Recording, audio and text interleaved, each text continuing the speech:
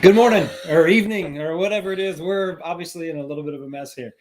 We got your stuff hanging out all over the screen everywhere. But welcome and happy Sunday evening. You are joining us for Unmasked Tulare County Sunday Night Live. And we are grateful that you are here with us. And yes, there's already some comments here. We would ask you guys to jump into that comment feed if you're joining with us and see us here. Just say hello so we know who's with us. We are, excited to have everybody on here. Chris Dale, great to have you with us. All right, it's time to see some more kids' smiles. Absolutely, and that's why we always lead off these lives with that little video. I love that video. It's amazing. And again, thank you to Paul for putting that together. And it is on our website, so if anybody wants to see it again, you can definitely do that. So who else is with us? Anybody from Facebook? I show that we have Joseph. Hi, Joseph. Hello. Paul, Crystal, and hello. I see Rachel. Sweet. Is on. So hi, Rachel. Hi, Crystal. Hello. Rachel is the one that won our sticker last week. Huh? So we still need to get that to you. But yeah. Yeah, but we do have it. Yep, we do. And it's designated for you, and it even has your name on the back. So how about that? We do have another giveaway that we're going to be doing here in just a few minutes. So that should be exciting. Oh, and then it looks like Pamela's on. And Gilbert. And Evelyn. Awesome. Fantastic. Welcome, guys. Just so you guys know, we are running live both on YouTube and on Facebook. So some of you are like, wait a minute, who are they talking about? I don't see those comments. But you may be on Facebook and we're talking about a YouTube comment or vice versa. But we are streaming live in both platforms at the same time. So the other thing is, I know that a lot of you, especially I'll talk to you Facebook folks for a minute, you guys have a lot of friends who are just like, I don't do Facebook, right? Because Facebook is evil and communist and whatever else, which is great. So that's why one of the reasons why we did a YouTube version of this thing, so that we could kind of hit everybody. And I know that, some people would say, why don't you do Rumble instead of YouTube? We'll probably get there at some point. But right now, YouTube is pretty simple to do. So that's why we did it. And our streaming platform, I don't know that it has Rumble that's that's hooked up and available yet. So, we'll get there. And keep in mind too that, like, I know we get requests all the time where people are saying, well, why don't you do this social media platform or that social media platform? And I think what people don't necessarily understand, like, all of these things have to be managed. So like whenever you do a new social media platform, like, that's another thing that you have to go into. And so for anybody here who I get little anxiety just having Facebook and Telegram, right? Yeah. I'm just like, dang, man, this is like overload sometimes, just having a couple different ones. And so when we just keep adding to it, it can become just overwhelming a little bit. But just so you guys know where you can find us, there is a Facebook group, and it's called Unmasked Tulare County. If you're searching for it, this was the original. This is where everything started. If you're searching for it, just put that asterisk in instead of the A, and you'll find us. That's the Facebook group there, and you can just kind of look for our logo that's up here in, let's see, it looks like right there, right? If you see our logo, what you're doing. You'll see it that way. Oh, the opposite way. There you go. Yeah. Or wait, it's all backwards. Just trying to pick my nose, guys.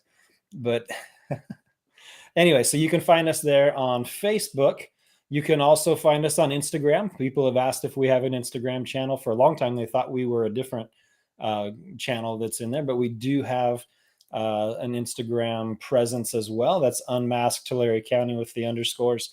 You can also check us out on Telegram.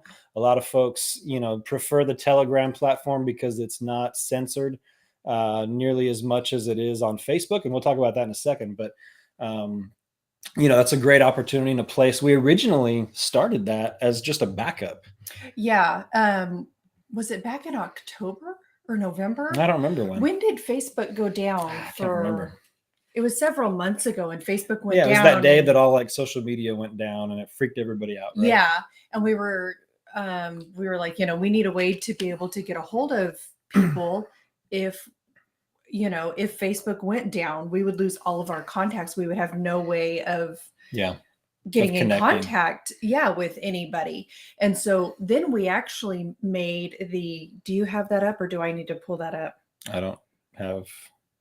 So the one thing that we made was, which is on our Facebook group, we made a like a directory, and that was to be used in the case of an emergency. Right. And we wanted to be able to get a hold of people, like, if all social media went down.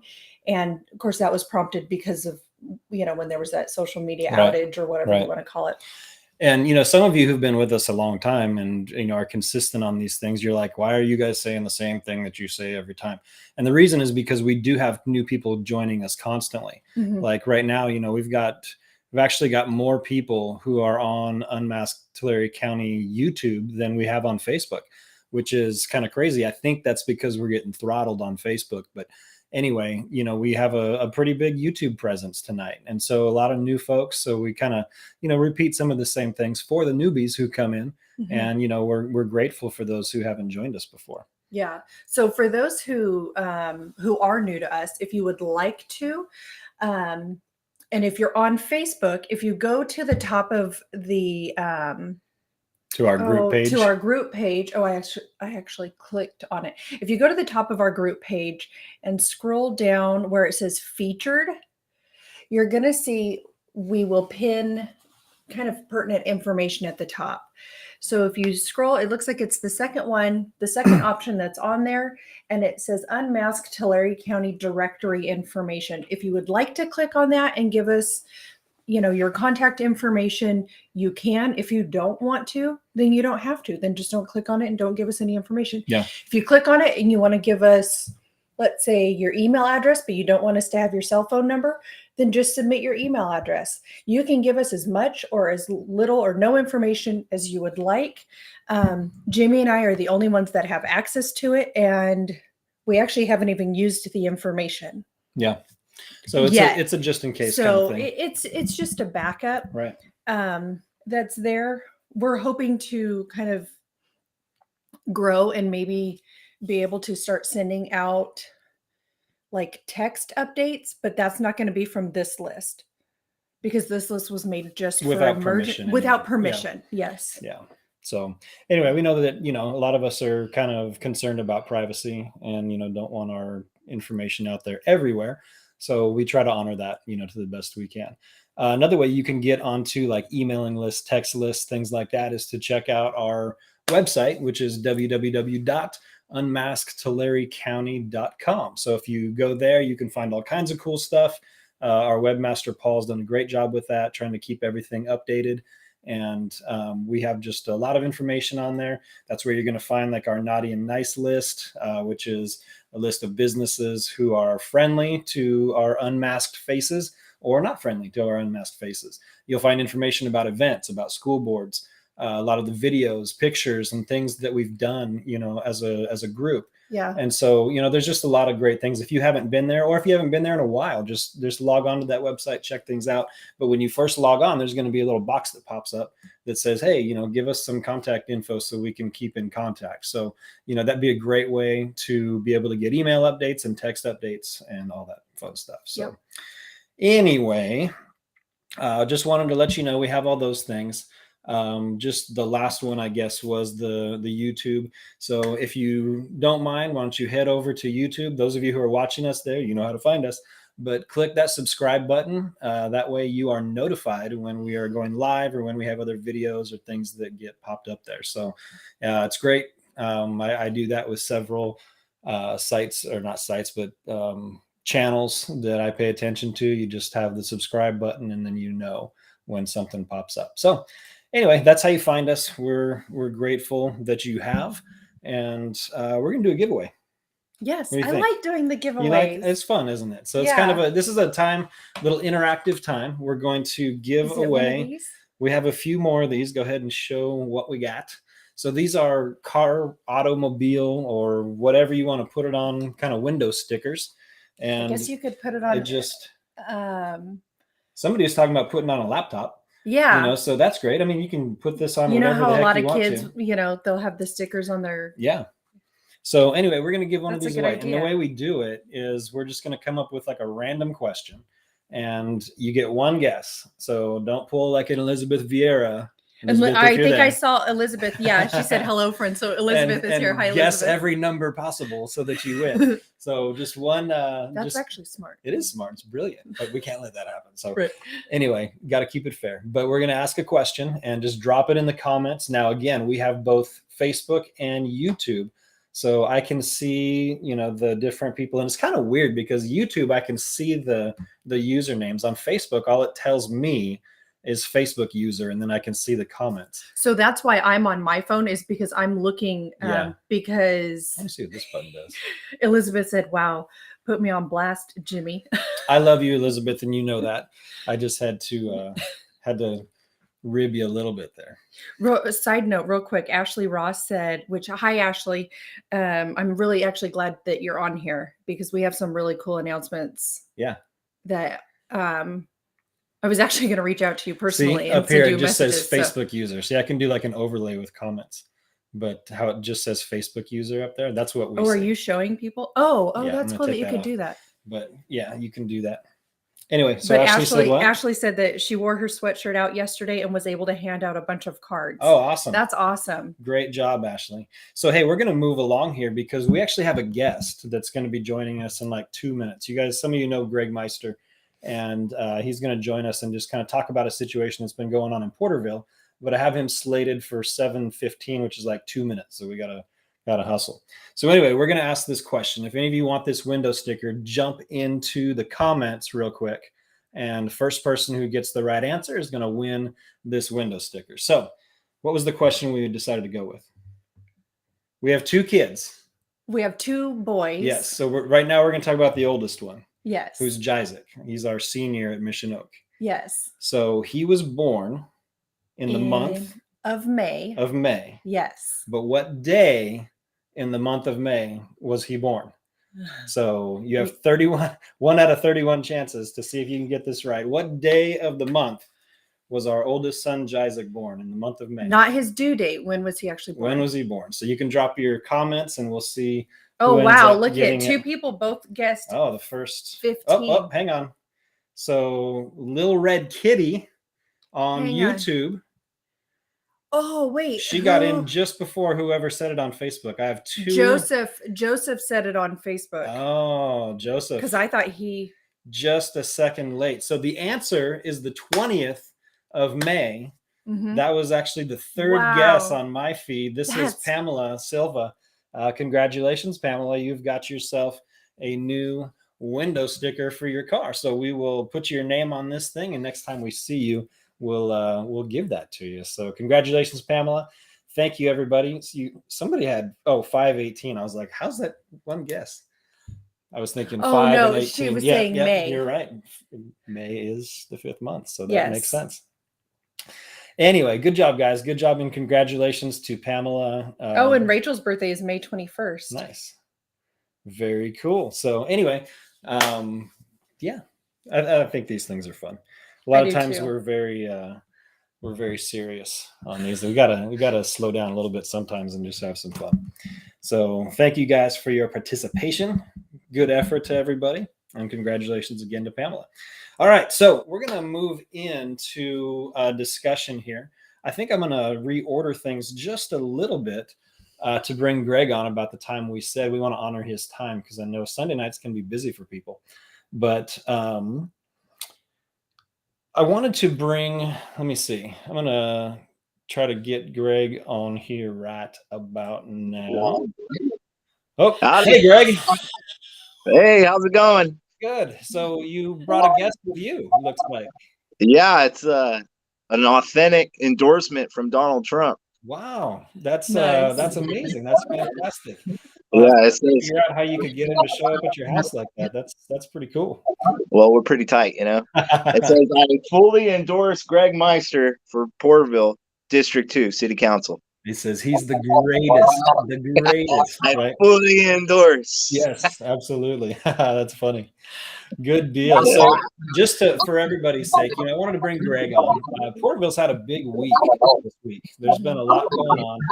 And, with city council, with schools and all of that stuff. And we'll get to city council in just a minute. But Greg, you kind of had a situation that's gone, I guess it's really been a couple weeks brewing, right?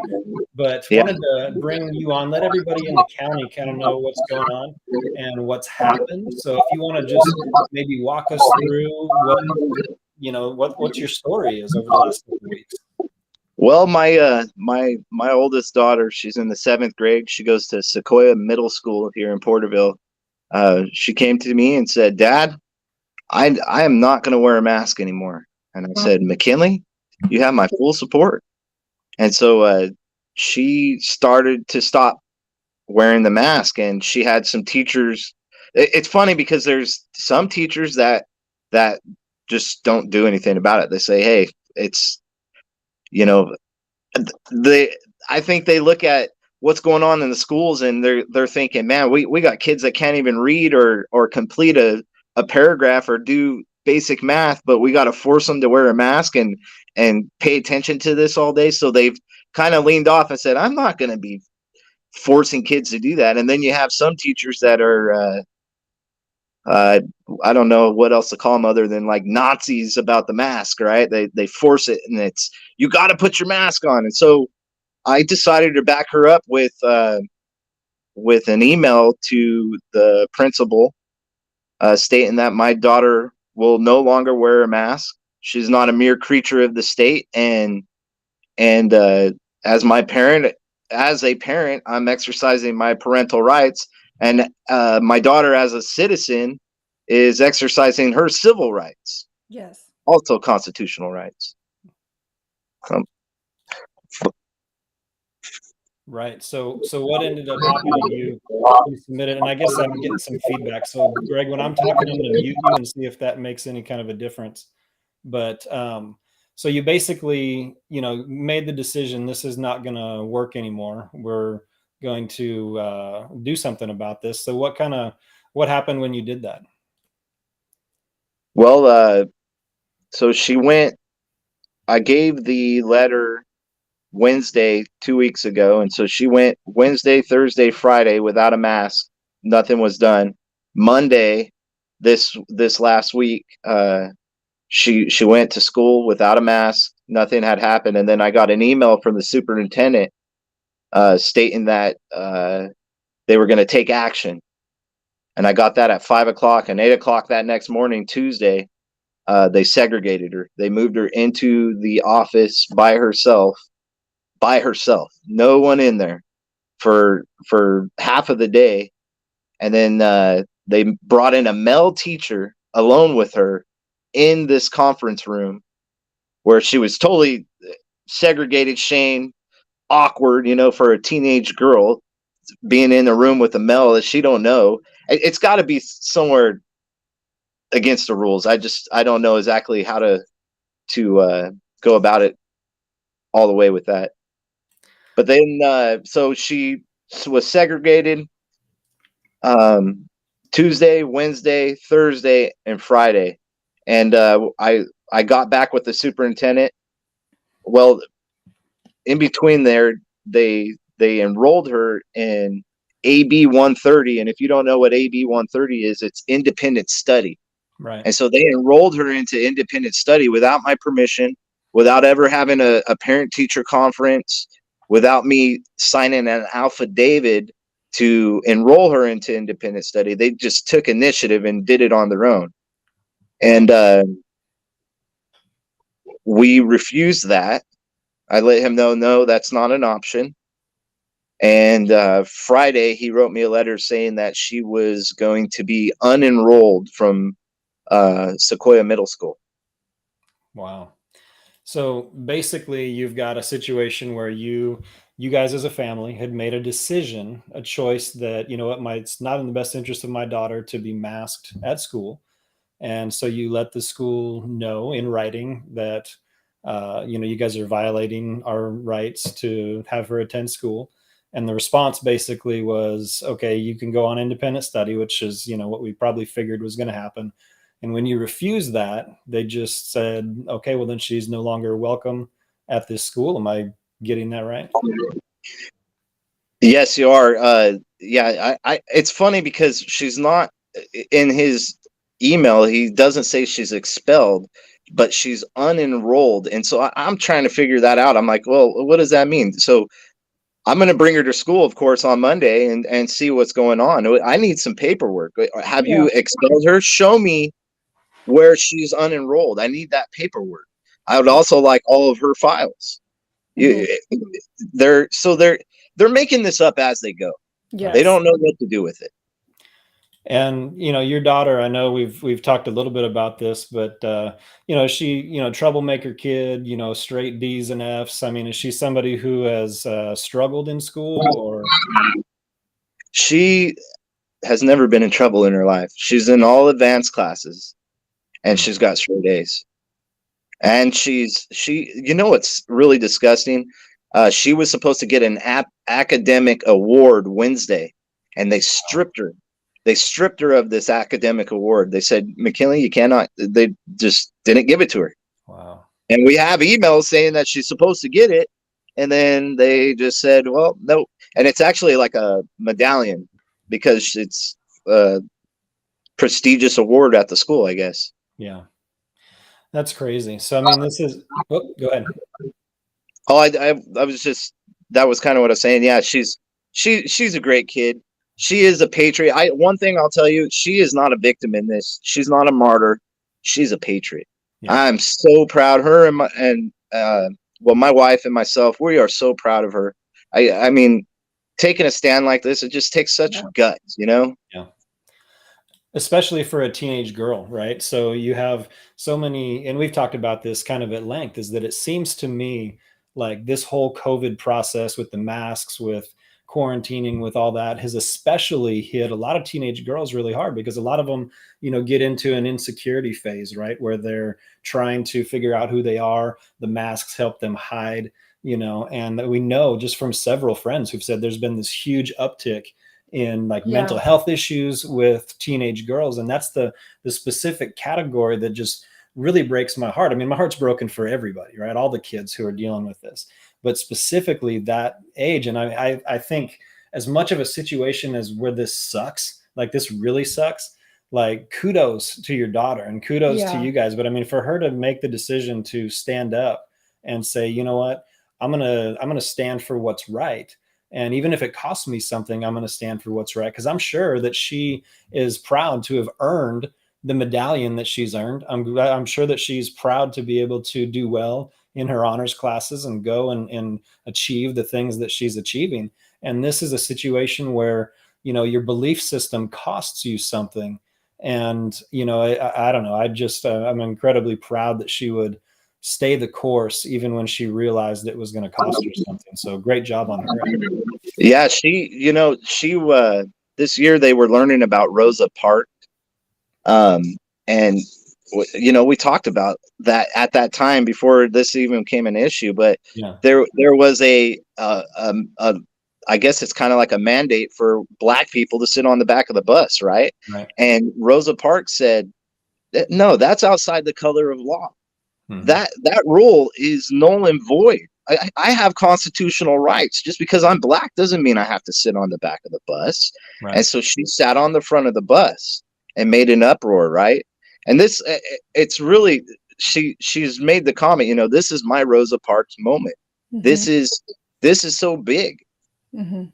She's sticking up for countless kids across our state and across our country. Yeah.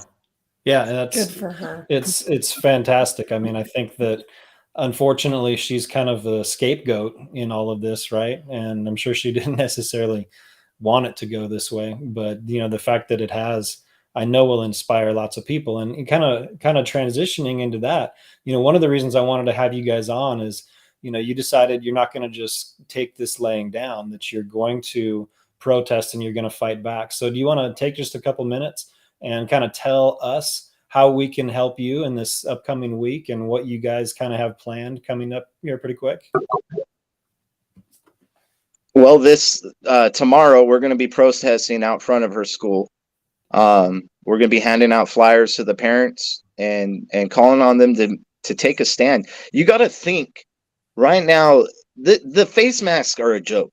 I mean, look at our governor and the LA mayor at the stadium with their mask off. You could walk into the district halls. I probably in Tulare, in Visalia, in Porterville, and go into the unified school districts, and you'll see that all their staff are not wearing masks. Right. I see it right here, but they make my child wear a mask 7 hours a day.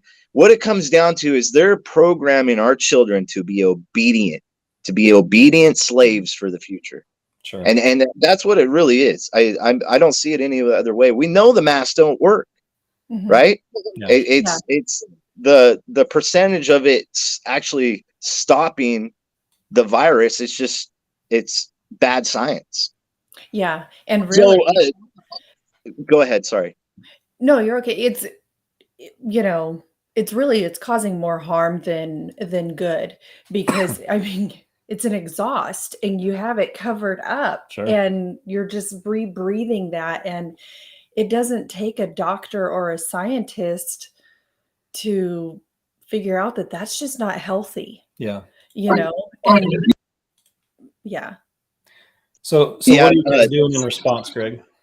Before I move on to that, I was going to say, you guys were talking about the psychological and mental harm. Yeah. Suicide is up 23% for these young children.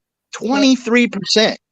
This is a big deal. And these superintendents and school board committees, they don't care. And that was going to be making a difference. Yeah. Yeah. So, and that was going to be, I'm sorry. Go ahead. Sorry. No, go ahead. And that was going to be my question, is how come that's not a discussion at these school board meetings? Is, there's a correlation between masking and, self-harm and suicide and stuff like that. How come that's not being brought up in discussion? Yeah, it's a great question. Valid question. I've asked it at many school board meetings. It kind of seems like it falls on deaf ears, Yeah. It's like they're getting so much money, they don't care about anything else. Yeah. Absolutely. So to the protest, we're going to be meeting at 7:30 in front of the school. We're going to be handing out flyers. It's at Sequoia Middle School in Porterville. If anybody can make it, would be great. Also, I would love for people to look up Superintendent Nate Nelson's phone number for Porterville Unified School District and blow it up tomorrow. Just call him nonstop. Leave messages. Let them know the outrage of this. Here's an advanced child. We got kids that bring drugs to school, brings knives to school, brings guns to school, gets in fights, and it's just in-school suspension. And you're going to expel my child because she won't wear a face mask? Think of the ludicrousy. So we're going to make a protest. We're going to be handing out flyers, trying to rally some people. And then hopefully we could get some kids to not wear their face masks all week long. If we could start a movement right here in Tulare County, it would be huge. Imagine if this started in Tulare, this started happening in Visalia, this started happening in Exeter. They wouldn't know what to do. Yeah, it would just be too many kids. They go, hey, we're going to lose all our kids. What's the point of this? Sure. And we've seen that, right, in places like Oakdale, where they've had 200 plus high school students who've decided to do that. And I think one of the things, and I've been talking with Marilyn and others about this a lot in the last couple of days, is you have to have the numbers, right? So one of the things that happened with you in particular was you jumped out there and said, we're doing this because this isn't right. And you jumped out there, you had the letter, she was doing her thing. And basically they were able to kind of take you out as one person, right? And so at this point, one of the things that I feel like we've learned is that we have to do these things in large numbers, and we have to gather up as many people. And hopefully your daughter's story will generate some of that in Porterville, so that there will be hundreds of kids who are going to start showing up daily without masks, and they're going to say, we're not going to do this.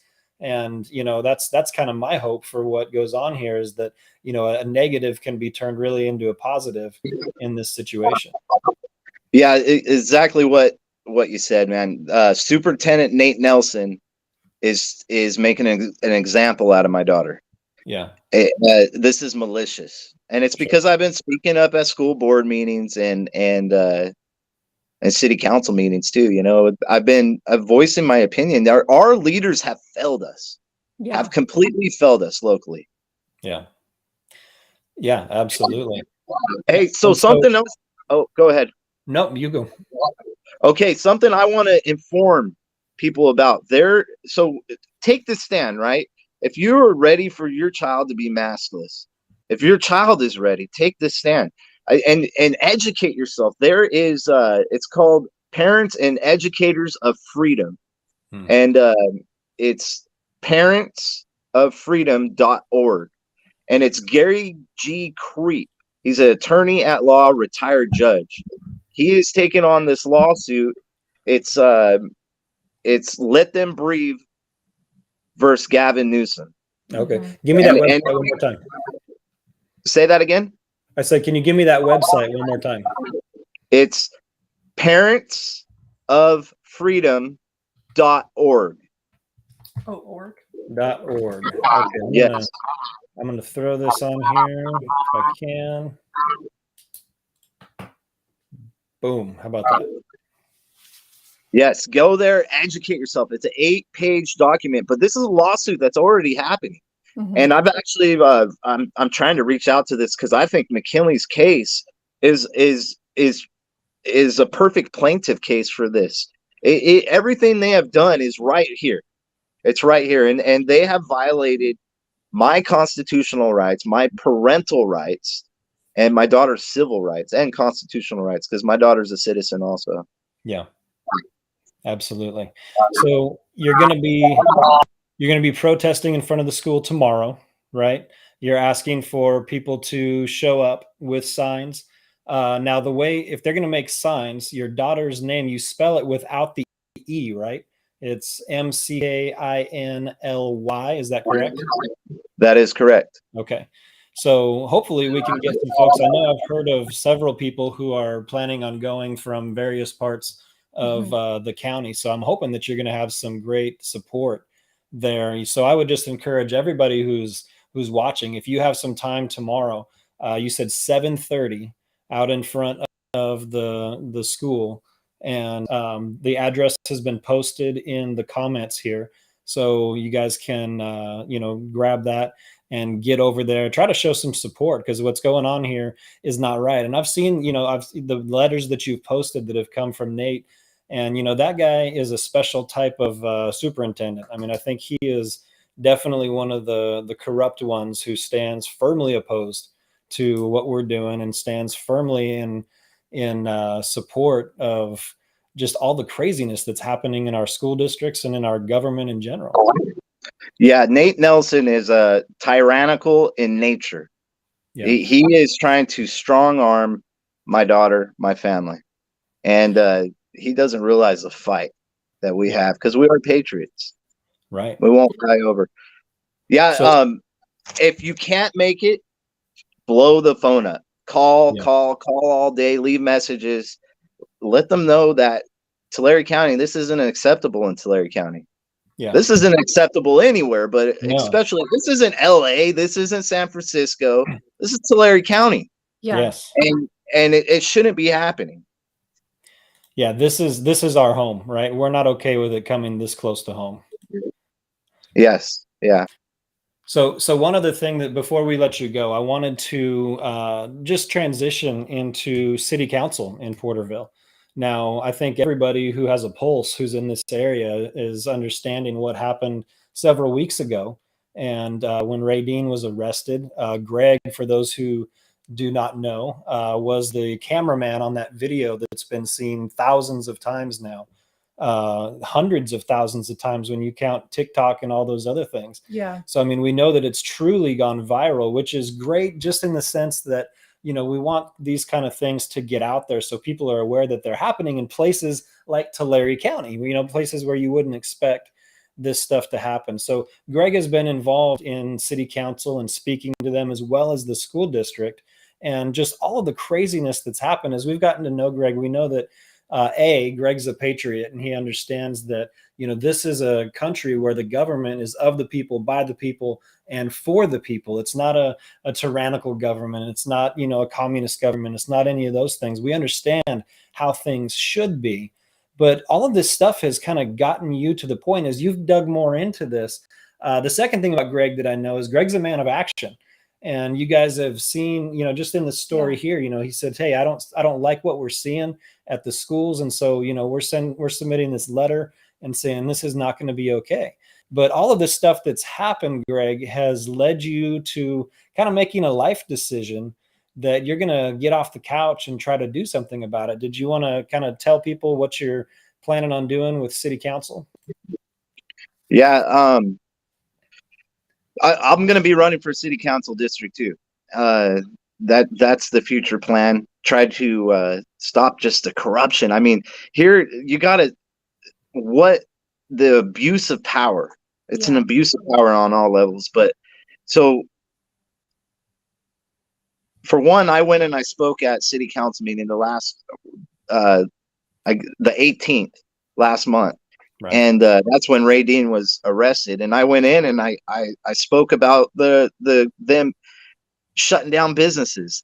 So Porterville is the only city in Tulare County that did the parade during the day.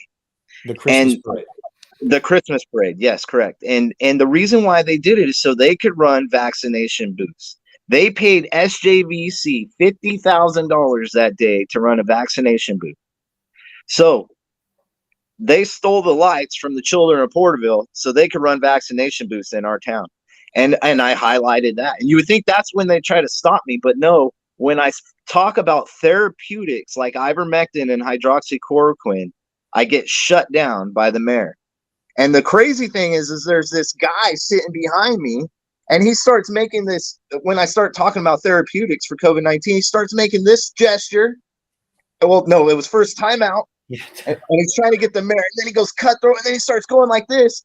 And you see the mayor notice him, and then the mayor starts slamming his gavel to stop me. And it's like, who is this unelected guy running our elected officials? What is going on in our town?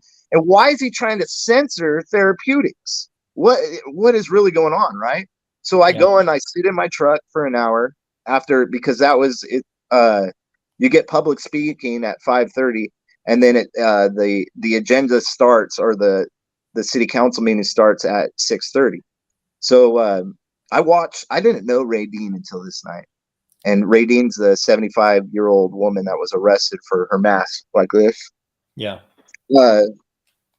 So I watch Ray Dean and Sherry Toole walk in, and I sit in the car for about 10 more minutes, and then I go following in, and the officer came and went after me first, had me put a mask on, and then he went over to Ray Dean and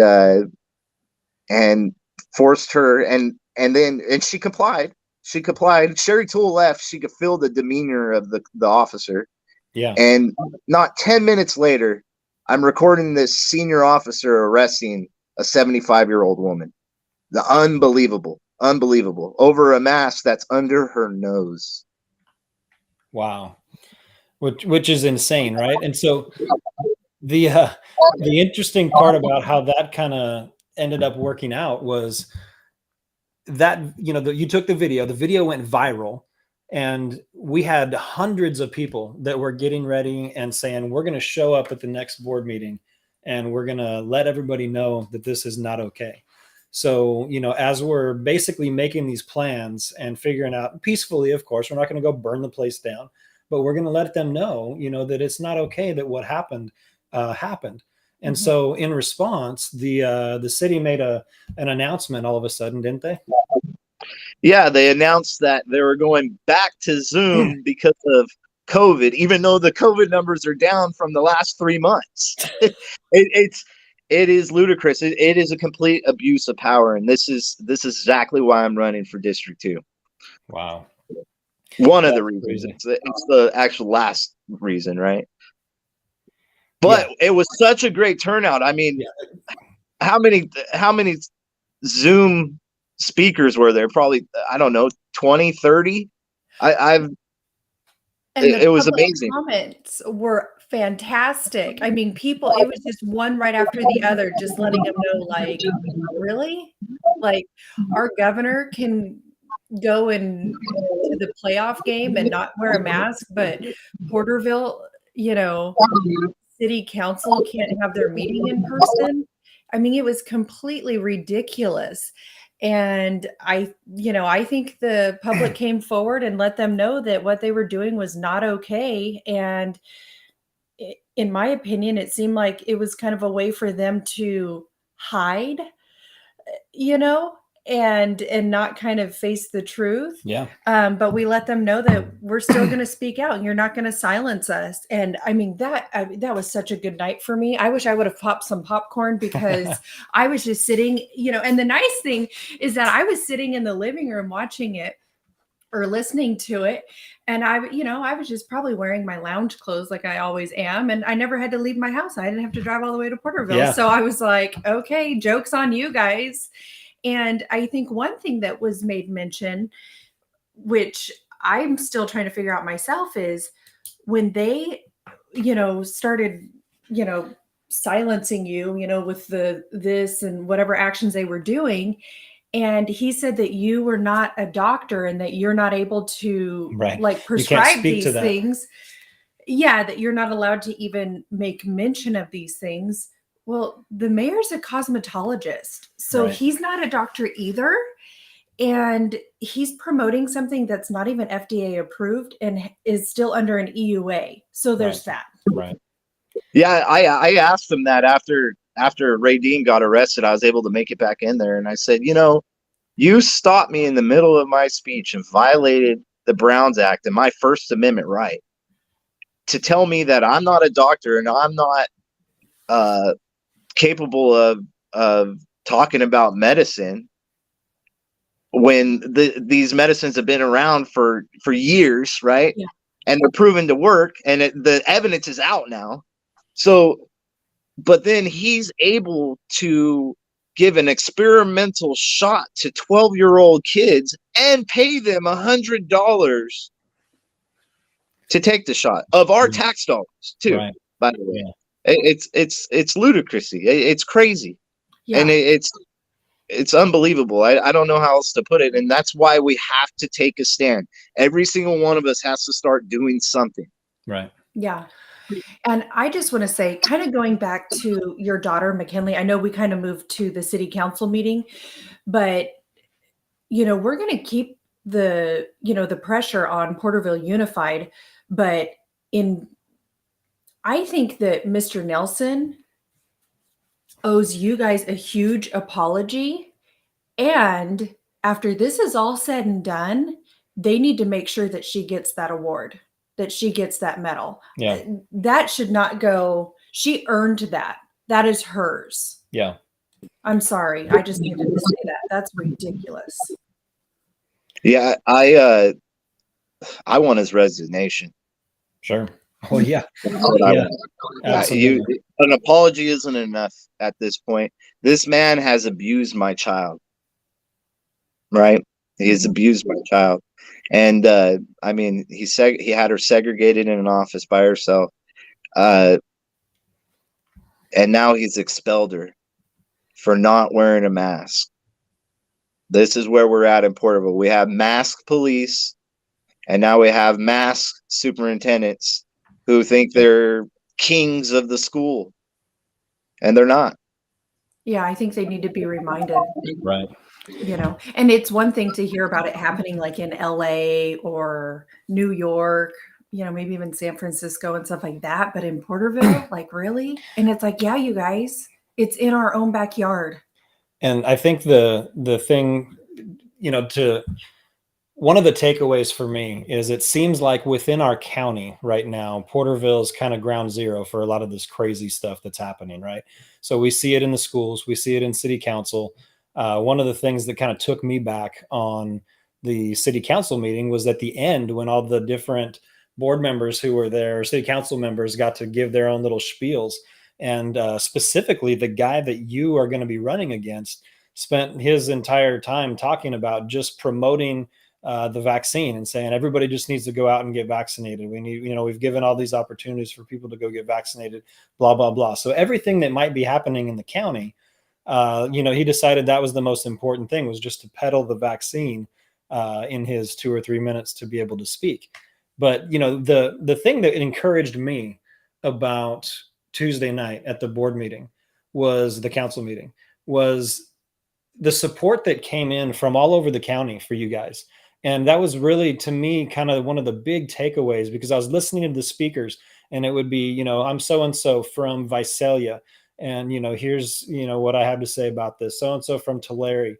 And I mean, you guys had some tremendous support within Porterville, but there was also a lot of support that came from other places. And I feel like within the county of Tulare, that's what it's going to take when we have issues that are in somebody else's town. When McKinley gets expelled or whatever she is, removed from school, for people to go over and show up at the school where she's supposed to be going and give that kind of support, like that's what it's going to take. And that's one of the things I love about this county is that, I mean, Greg, you've come to Tulare for several things that we've said we needed help for. You were here for our Christmas parade. You were here when I was sick to help my wife serve the board there at Tulare City. And so, I mean, I'm so grateful for the group of people that we have that are saying, you know what? Yeah, I live in Tulare. Me and my wife make our residence in the city of Tulare, but Porterville is us too.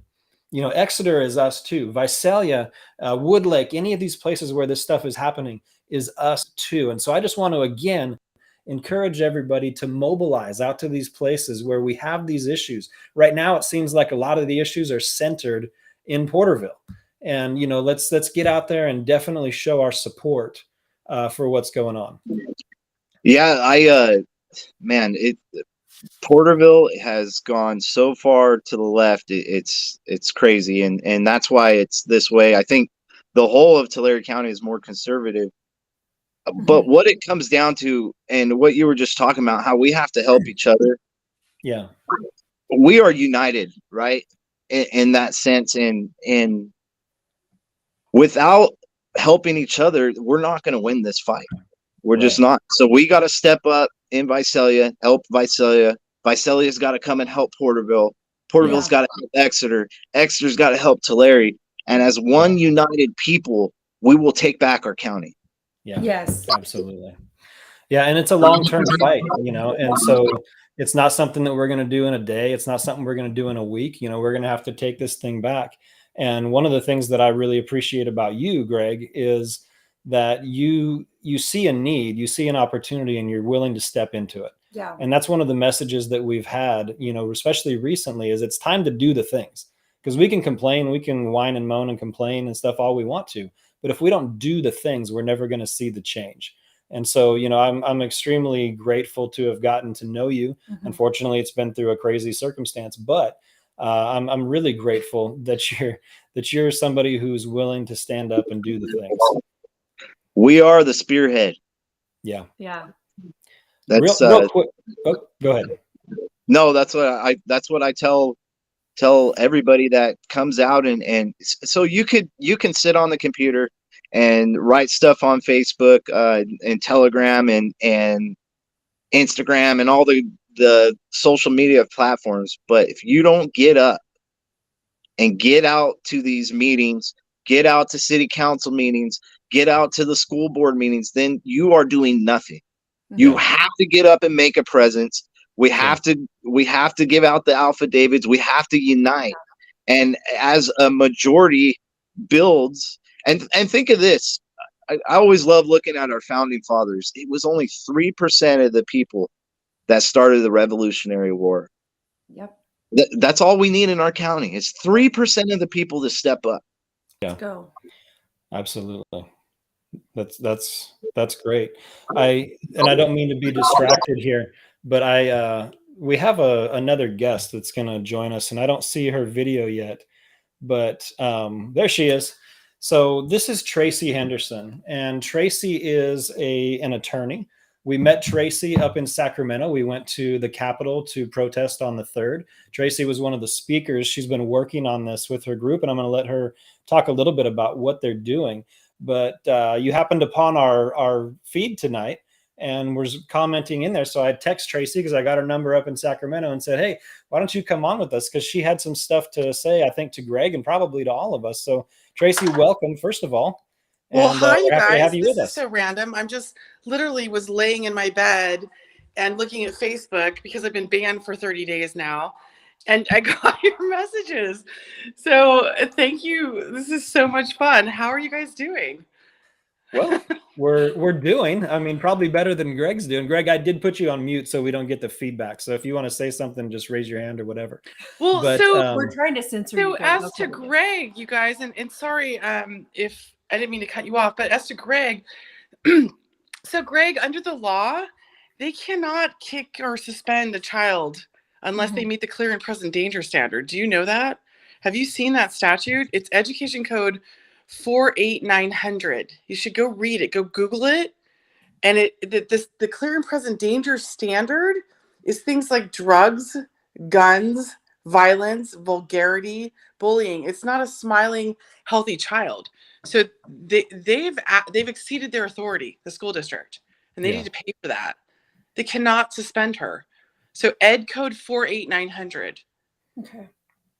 That's your weapon. And under the California Constitution, she has a right to be there. Sure. And under Ed Code 201, she has a right to be there free from harassment. That's what the law says.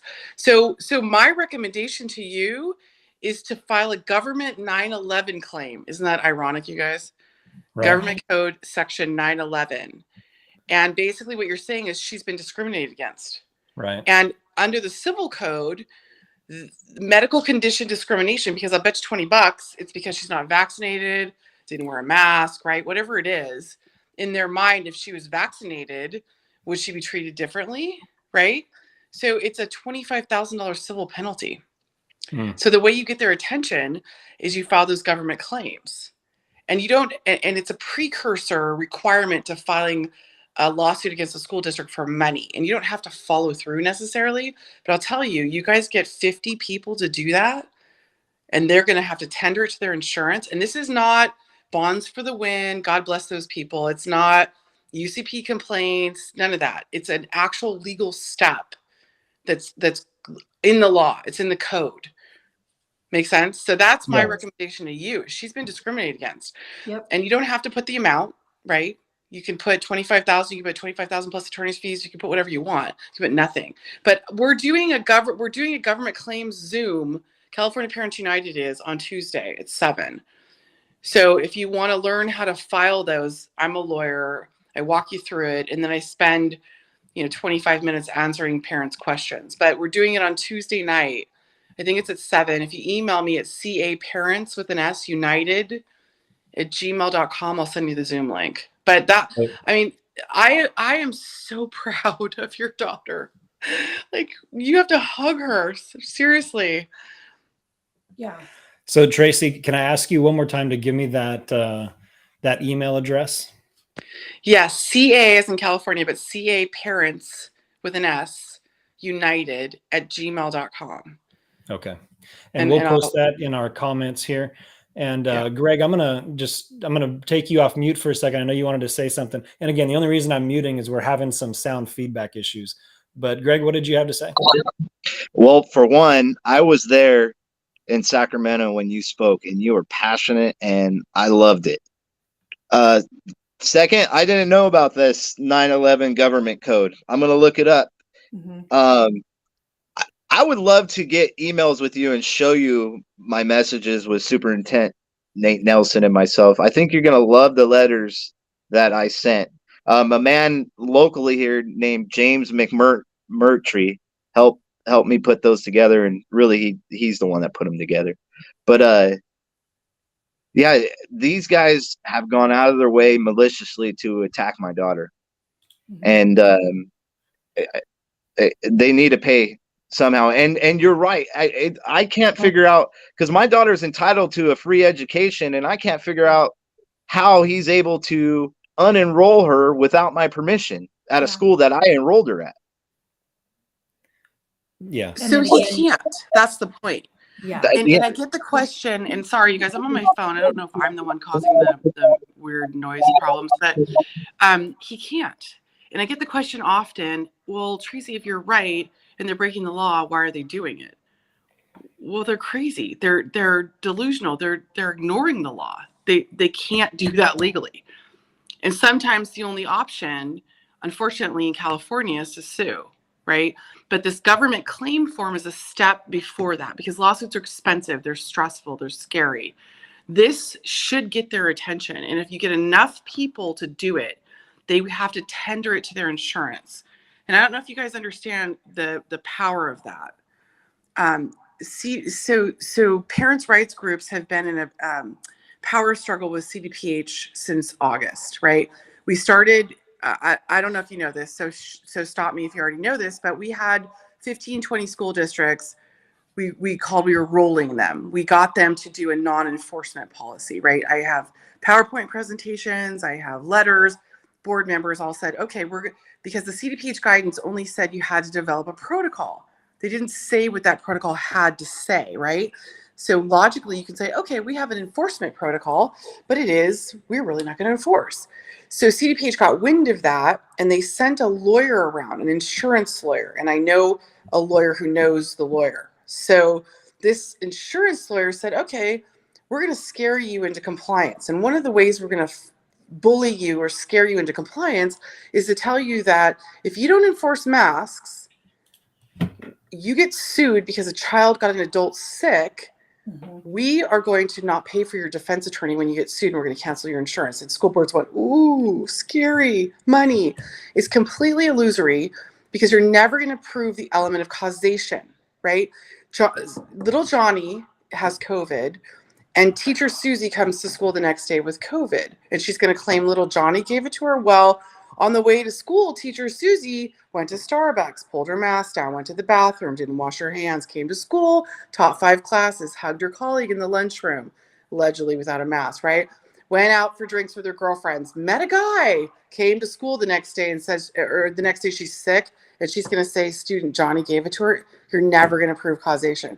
So my point that I'm making is that insurance threat, that threat of your insurance being canceled from a school district is a huge threat.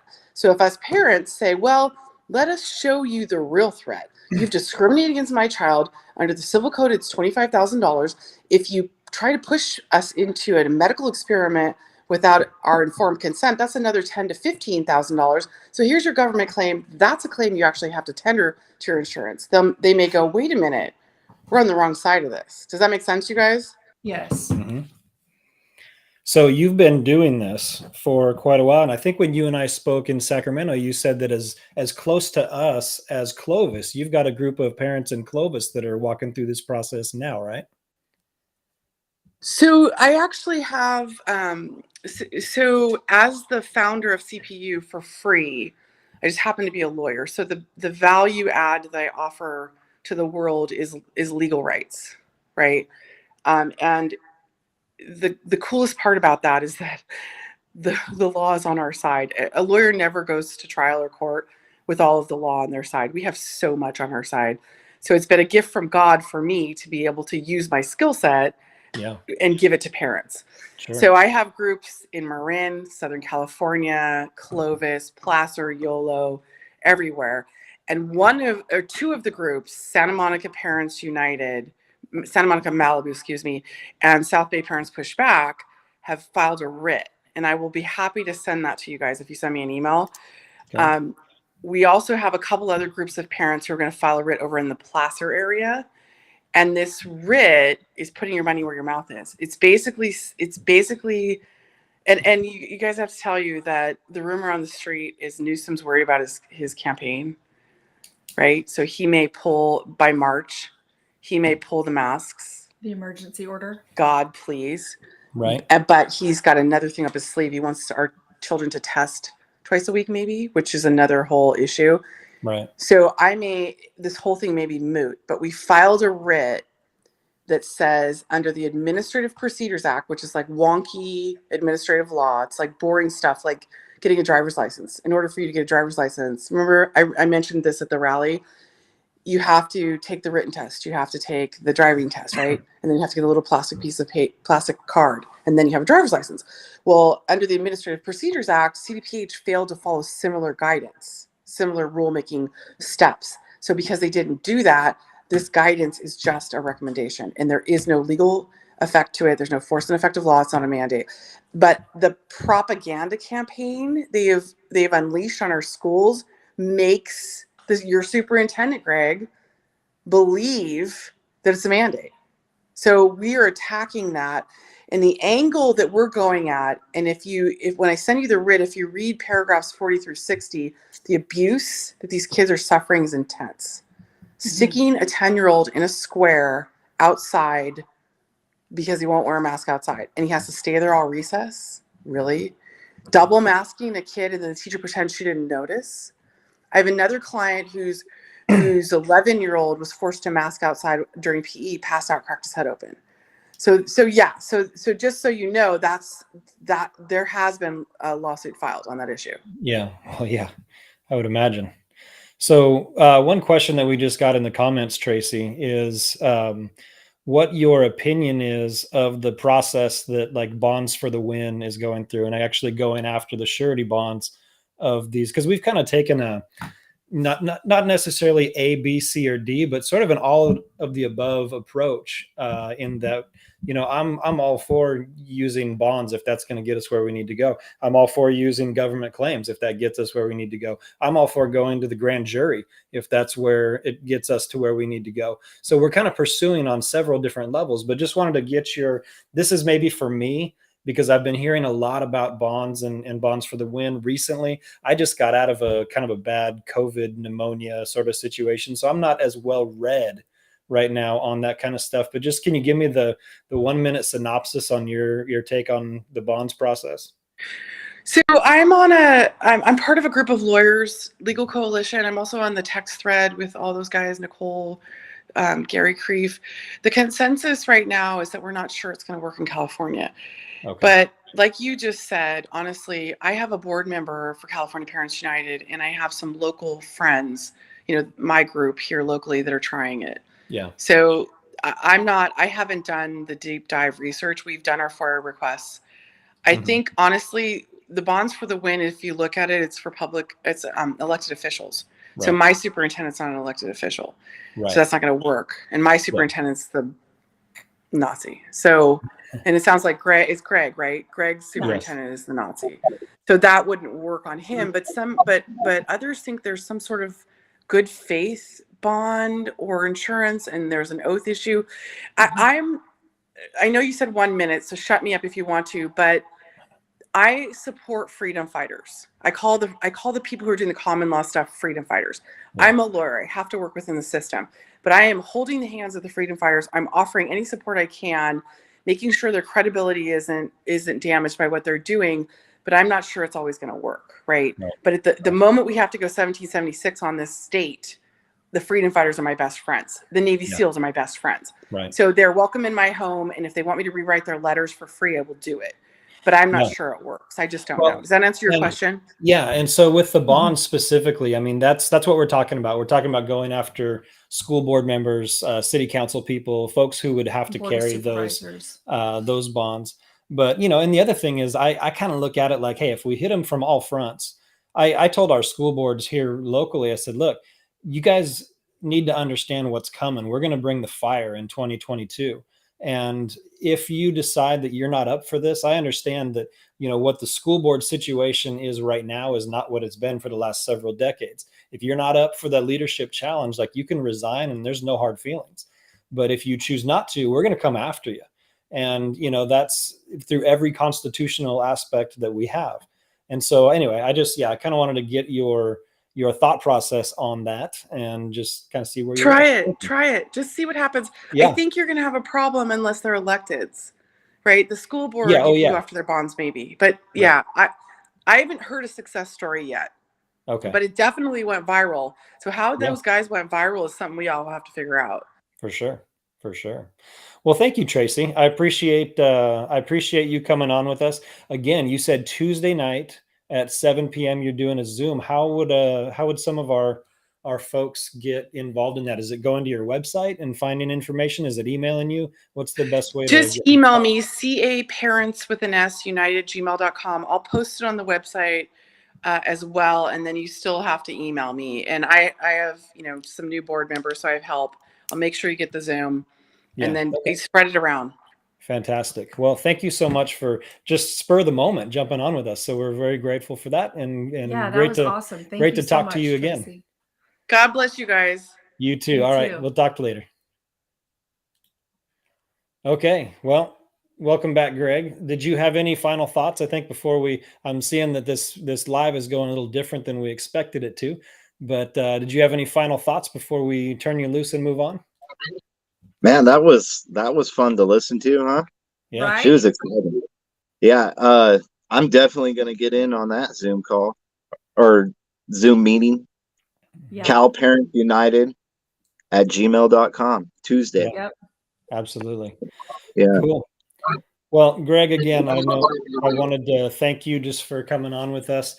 Those of us who are here are in full support of your family and your daughter. Mhm. And, like Tracy said, give her a hug from us, from Unmasked Yeah. Tulare County. And I know that we're going to have several people mobilizing out to Porterville tomorrow to help out. And so one final call to do that for those who have the opportunity to get out there and just kind of protest and say what's happening here, what happened is not okay. So Greg, thank you so much for being with us. Hey, thank you guys. Thank you all that'll be there tomorrow. And once again, if you can't make it, blow up their phones. Call them. Thank you all. We're talking about calling him. Are you wanting people to call the district office? Yes. Yeah. Okay. Look it up. I don't have the number in front of me. I should have done so. But you could call his secretary's desk, and it's just under Porterville Unified School District, and it's an easy number to find. Yeah. So real quick, just Paul Belt, I know you're on here kind of working both YouTube and Facebook.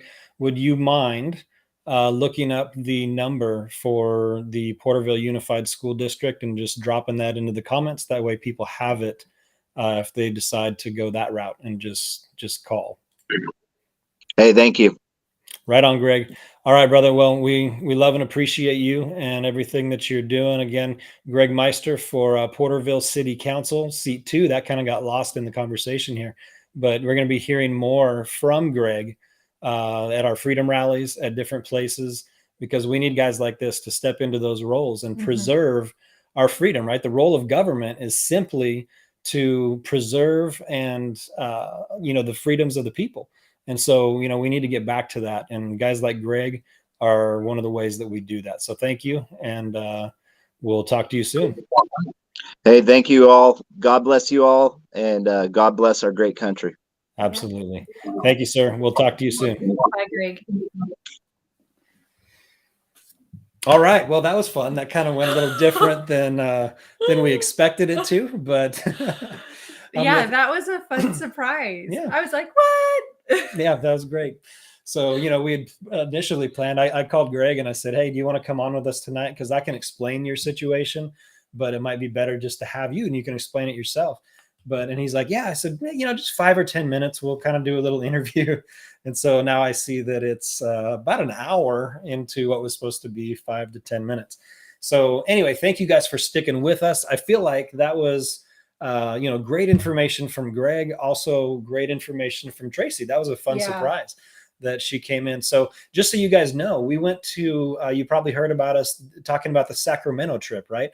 On January 3rd. So a bunch of us, chartered some buses. We went up, had a huge group from Tulare County that represented at the Capitol and just kind of protested. And there was a ton of speakers that came out, and Tracy was one of them. And she was one that I remember all of us who were standing in that group, we were just like, that's a great contact. We need to go get in touch with her. And Sherry Toole, who's probably still on here maybe, but Sherry Toole just like made a beeline for this lady and said, I'm going to go make a friend and I'm going to go get some info. So I'm standing there and all of a sudden Sherry's like doing one of these to me. And she's like, come over here. I'm like, what?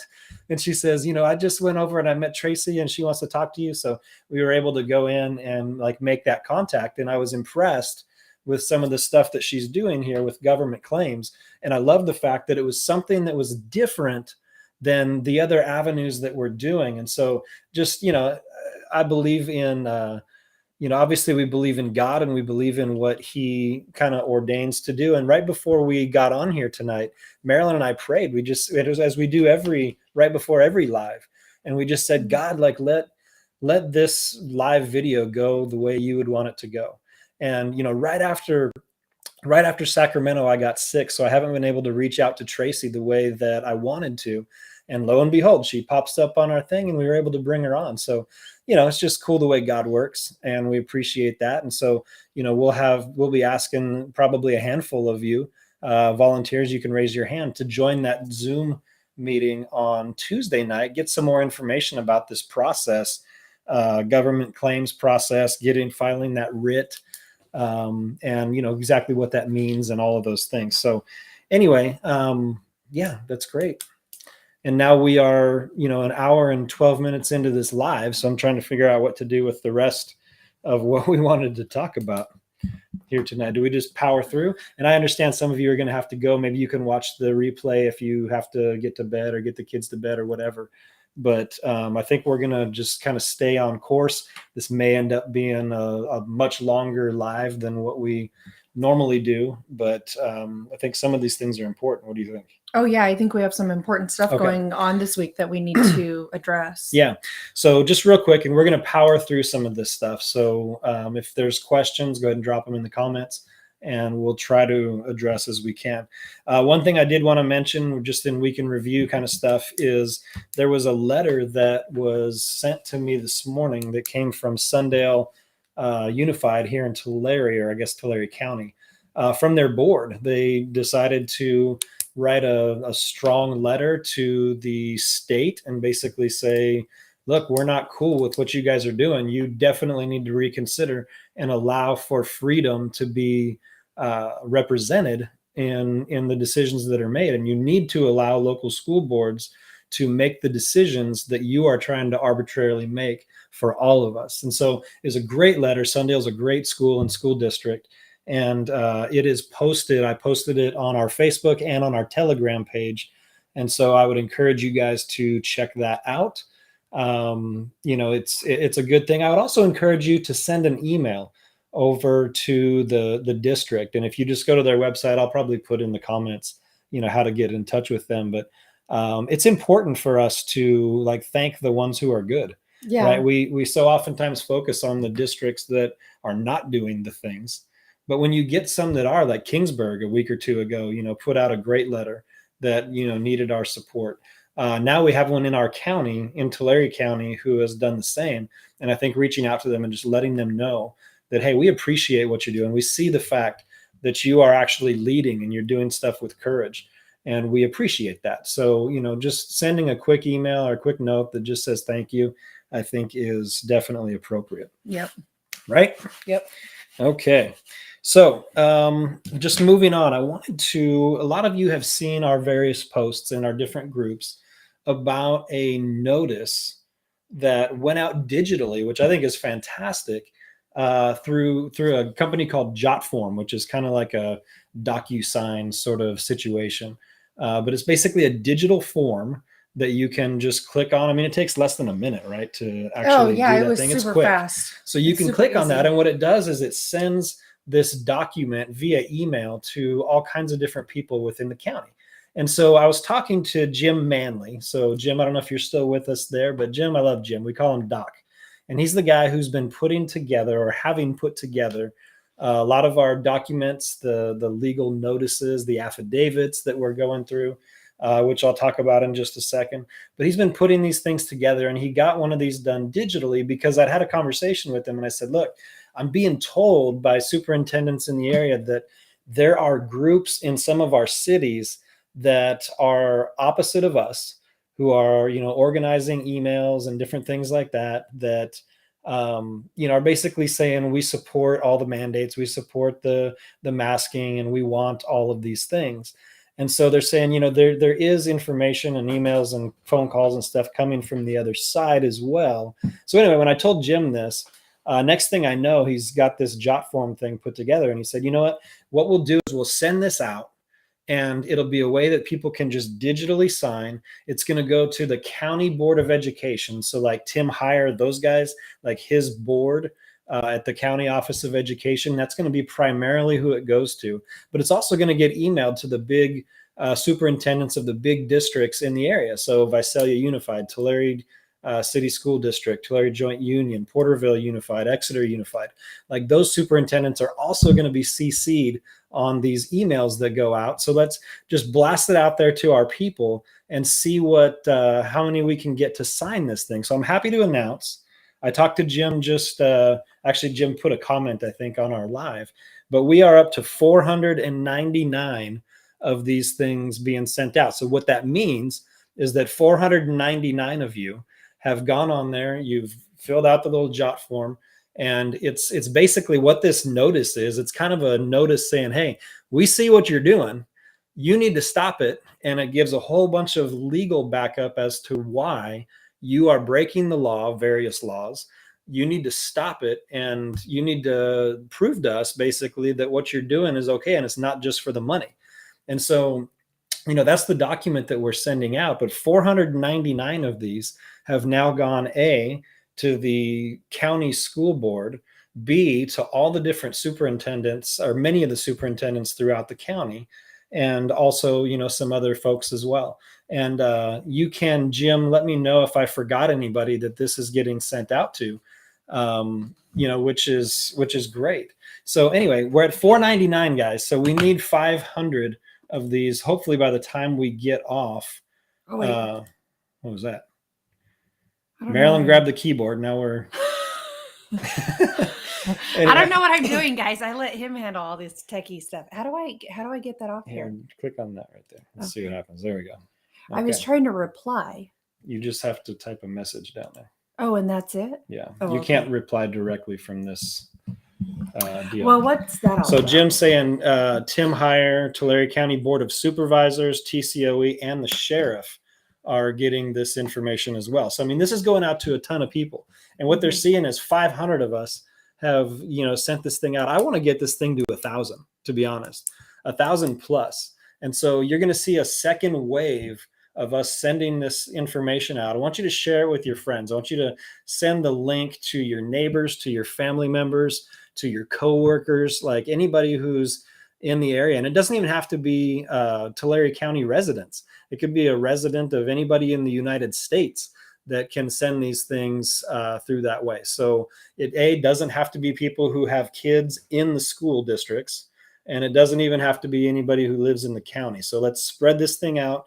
Let's get it everywhere we can possibly get it. And I just wanted to answer a couple of questions because there's been a little bit of confusion about what needs to happen there. A, when you sign it, you submit it online, nothing else needs to happen. So you don't need to print a copy. You don't need to mail it anywhere. Like once you hit submit, it's done. It emails it automatically. So it's not like you need to save the PDF and then send out the emails. You just need to basically click on it and submit. So it's a great way to get this thing done. Now, somebody just asked if we signed the paper copies in Exeter, do we need to sign this electronically as well? I would say yes, because part of the reason why we're doing this is to just flood people with these notices. So even if you signed a physical one, what we're going to do later, I was just talking to Jim earlier, what we're going to end up doing is like sifting through the ones where we have paper copies, and the rest of them we're going to print out. And, you know, we'll end up physically taking these to them at some point. Right now, this is sort of a digital campaign where we're just blasting them with this information. We need to let them know that there's more of us than there are of them. And if you're getting emails and phone calls from people saying, you know, hey, we want these masks to stay. Hey, we want these vaccine mandates for the kids. We want the teachers to have to be vaccinated. We need to let them know that there's more of us than there are of them. Yeah. So if you have signed the paper copies, yeah, do the digital one as well, and we'll sort it out, you know, in the end. Second question was, are you sending this out through email or where do we find it? Okay. So go ahead. So you can, that was from Dana. So Dana, what you can do, because you're on Facebook, Yep. right? if you go to our page, Unmasked Tulare County, if you scroll to where it says featured, I'm trying to.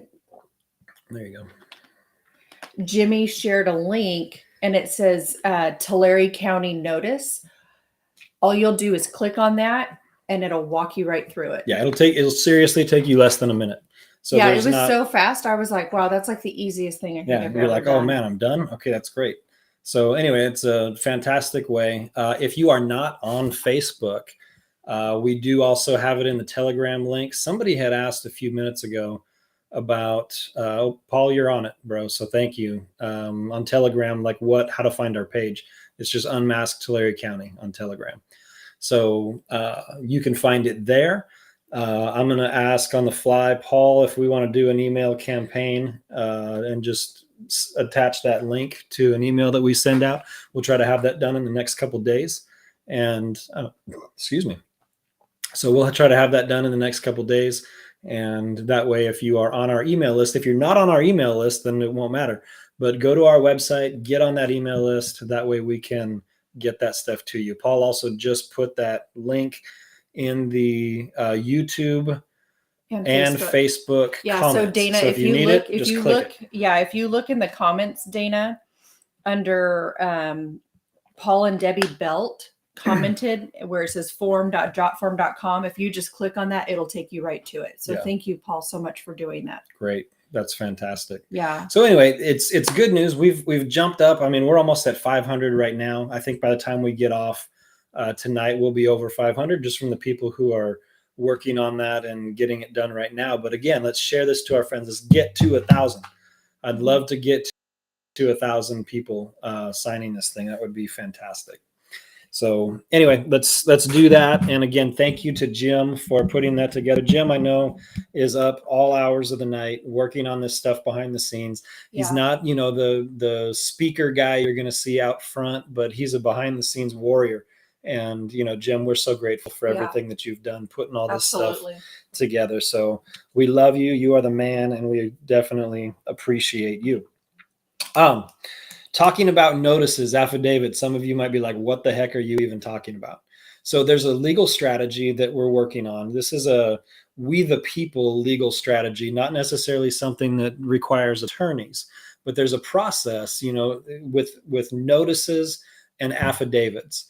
Now, affidavits, really, you can think about the Declaration of Independence as being the first affidavit that was ever done in America. And it's basically saying, hey, King George, these are our grievances against you. You're screwing us over, bro. And, this is what we're going to do about it. And so you get a bunch of people to sign it and get turned in. These days you would have it notarized. That way it's definitely official and signed by a public official as well, being the notary. But there's a process that we're going through with our school boards right now. We'll also extend this into the County Board of Supervisors and other places as well as need be. But it's basically a process where the notices side of things is sort of a warning shot in a sense. We're doing these notices. They don't require a notary. It's basically just the citizen saying, hey, we notice there's something wrong here. You're breaking a bunch of laws here. Here's the laws you're breaking. You need to knock it off. And so we submit all of these, dozens or hopefully hundreds of these to these people, and they can say, wow, there's a lot of folks who are not happy with what we're doing. We know they're probably not going to just change what they're doing based on this, but we're building a case, really, is what we're doing. And so we have the notices that are going. We're going to follow up with the affidavits. It's almost the same document, but one's just kind of a little more official than the other one. But we're serving these to the various school boards all around the area right now. Like I said, we'll get into the other governing boards as well, but this is kind of a costly and time-consuming ordeal, so we'll do it all as we can. But the key point is that we are building a case. We're building a case that the elected officials that we have elected have abandoned their oath. They're not holding up what they're supposed to be doing. Really, all that these guys are supposed to do, when we elect somebody in America, their job is to secure the rights of the people. That's basically it. They're not the boss. They're not the ones who are supposed to tell us what to do or any of that. Their job in America is to secure the rights of citizens. Let us figure out the rest of it. Mm-hmm. And so they're abandoning those things when they take an oath and they say they're going to follow and protect the Constitution, and then they don't. So we're building a case through affidavits, through notices, through all of these different things. Now, why are we building a case? What are we going to do with this case? D, all of the above. So we just talked to Tracy about government claims. If we are going to file government claims, there's got to be some basis for the claim that you're filing, right? You're going to have to justify the claim that you're filing. We need to have a case built to be able to do that. What if we go to the grand jury? What if we say we're going to take this case to the grand jury and say these people are not doing what they're supposed to be doing? Are we just going to walk in and say, hey, grand jury, I don't like what's going on here. You need to remove them from office. And the grand jury is just going to say, okay, because Jimmy said it, we're going to do it. No, heck no. We have to have a case that's built, a written case of what's going on. Hey, we reached out. We did X, Y, and Z. We asked them to cease and desist. We sent all of these different emails. We informed them of all of these types of things. We warned them. We, did all of this stuff. And we've got a stack of paper like this big saying all the things that we did to bring this to their attention, and they neglected to make the correction. And so it's building the case so that the grand jury could actually find in our favor. Now, bonds are a big, hot button issue right now. And like with any kind of a bond, you don't just submit a claim to a bond company and they say, okay, we're going to pay you a bunch of money because you submitted a piece of paper. There has to be a case behind what you're doing. You have to be able to prove, you have to be able to show your documentation of how you tried to make this right before we went to this phase. And so all of what we're doing with notices, with affidavits, with any of the inquiries, with the letters, with any of this stuff that we're doing is we are building the case so that if we go to the grand jury, if we go through government claims, if we go after bonds, if we go with an attorney, however it is that we are going after these folks, even if it's through elections or recalls or any of these things where we end up, if we're going through and trying to remove people through any means that we're doing it, we're going to have a case built up. Mm-hmm. And we're going to have to be able to say, look, we did all of these things. It's an all of the above approach, Paul. You're exactly right. We're going to hit them in every way that they can be hit. And we're going to hope that one of these things sticks, because I don't know that there's any one method that's going to be the best method to go. So, if you are somebody who believes in the grand jury process, then get all in on that and go do the things. If you're somebody who believes in the bonding process and you're like, this is the way we should go, get all in and go do those things. If you're somebody who goes onto this Zoom meeting on Tuesday and says, no, government claims are the way we need to go, get online or go do the things and get all in on that kind of stuff. If you are going to run against a board member, if you're like Greg and you say, man, I see an issue like in the city council and I'm going to go run against them, get all in and go and chase after those things. It's not a one size fits all sort of a situation. We're going to hit them with everything. And one of my hopes, honestly, is if we hit them hard enough with everything, maybe we can get some of them to resign and just be like, man, I didn't think it was going to be like this. I'm out. Like, I'm not going to run for reelection, or I'm going to go ahead and just turn in my resignation. So, I just wanted to take a couple minutes and say, even if you're leery on the grand jury thing and you don't think that's going to happen, then we still need to sign these notices, still need to do the affidavits. Let's build our case as a county and in our individual jurisdictions, but we need to build the case. It's incredibly important to do that. So anyway, do you have anything to say on that? I do not. Okay. So just I guess, so everybody knows, and I'm going to address the bigger school districts, smaller school districts, we can talk offline or whatever about how to get this going. But, Porterville Unified is kind of leading as far as a time frame on this stuff. They've already served their school board with notices and affidavits. They're already served with both. They were really pissed off and they got in on this early. Thursday's meeting, they do have a meeting this coming Thursday for Porterville Unified. I imagine a lot of it is going to come off of this protest with Greg and his daughter and all of that stuff, but there's no like notices or affidavits being served because that's already been done. Visalia Unified also has a board meeting this week. That's Tuesday. You're going to want to reserve your seat if you want to be there in person. If you want to make a comment, you can do that online. I also think that that's illegal. One of the things I was just reading, I don't think they can make you reserve your spot, but that's another conversation. Tuesday, you guys are going to be serving your board with the notices that are signed. And we've had, several people who have signed notices in person, physical notices. Jim has taken those. He's made all the copies. He's, gone through the process so that we're ready to serve a copy of those to that board. So Crystal Reynolds, who's kind of leading things for us in Visalia, is going to be having those all from Jim and be ready to serve them on Tuesday. So that should be exciting. Visalia is always exciting anyway, but just going and doing that should be a good time. So what'll happen is, you will serve them with these notices. We'll give them a couple of weeks to correct things, which they won't. They're going to basically take those, they're going to send them to their attorneys, and they're not even going to respond. It's pretty much what's going to happen there. But don't be discouraged, because we're building a case. That's what we're doing. So we're going to serve those a couple of weeks later. Probably at the next board meeting, we'll hit them with the affidavits. And that basically allows us to have fully served them with the stuff that we're going to serve them. Then we can start the process of taking it to the next step. Tulare City School District also has a board meeting this week, and that's going to be on Tuesday at 5:30. We served the notices, I should say Marilyn and Company served the notices 2 weeks ago, and we're going to serve their affidavits this week. And that should be exciting as well. And also Exeter Unified. Wait a minute. What? Is that meeting this Tuesday? They only meet once a month. There's a meeting every 2 weeks in most cases, except for like January. Except for Tulare City. It's Tuesday.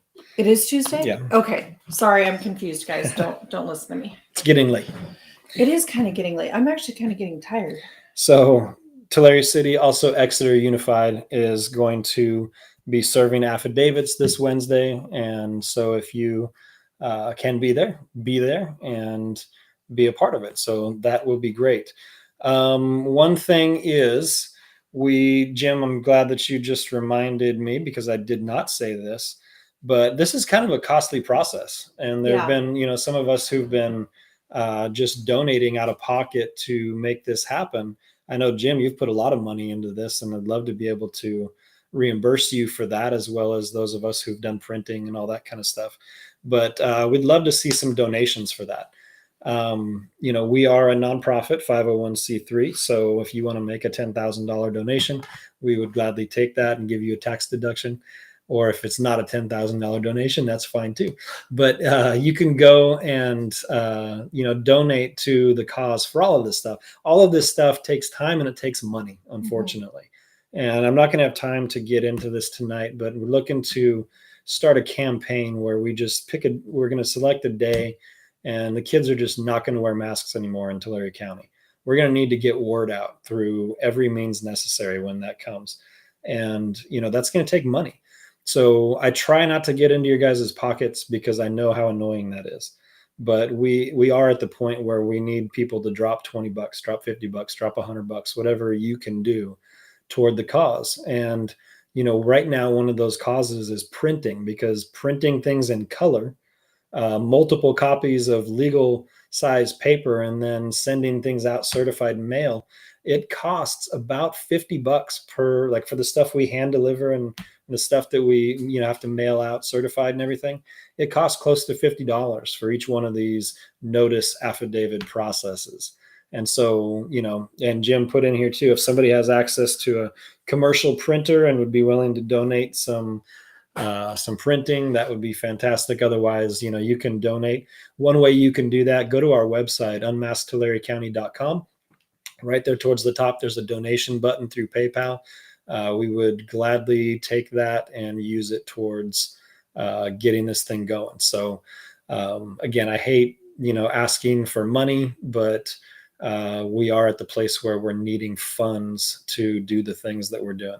We're not able to just, Marilyn and I put a ton of money into this, and, there's been several people who have donated, to keep this thing afloat, which we're so grateful for. And we really appreciate that.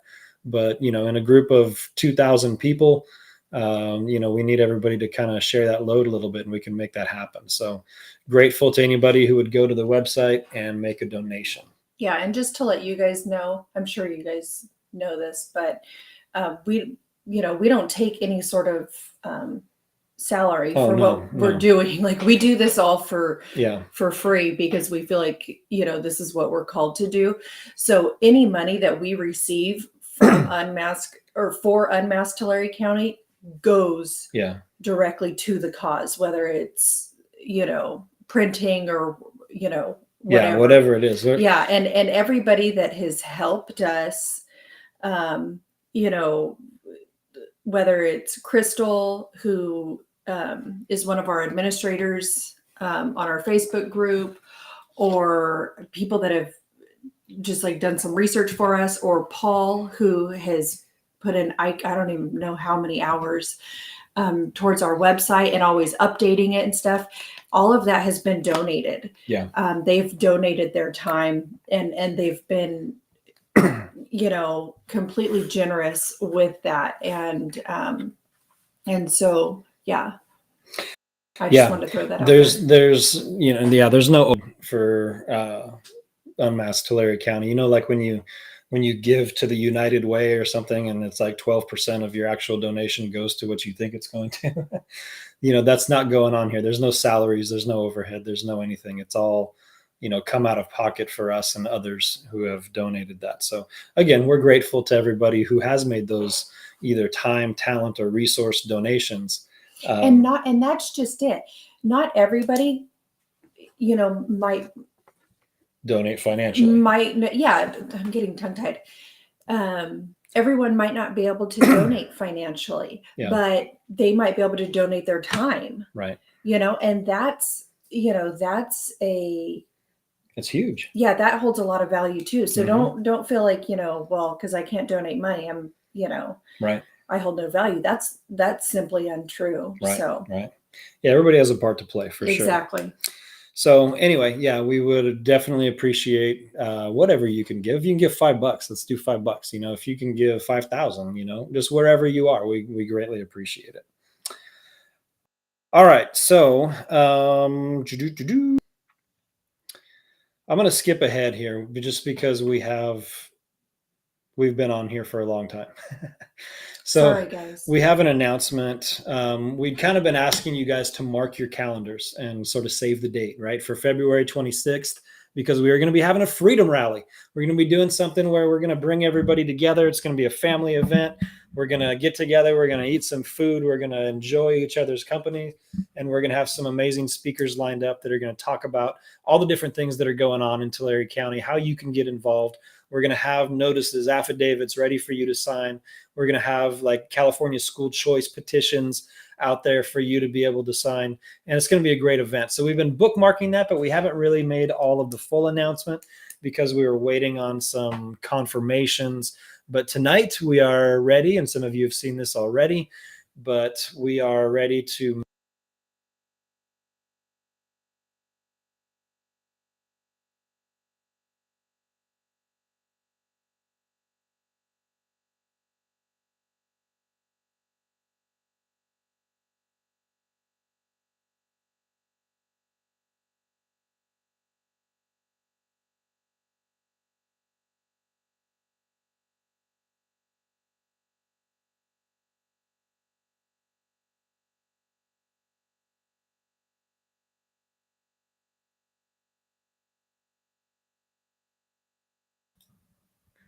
Crystal said that. Whoop.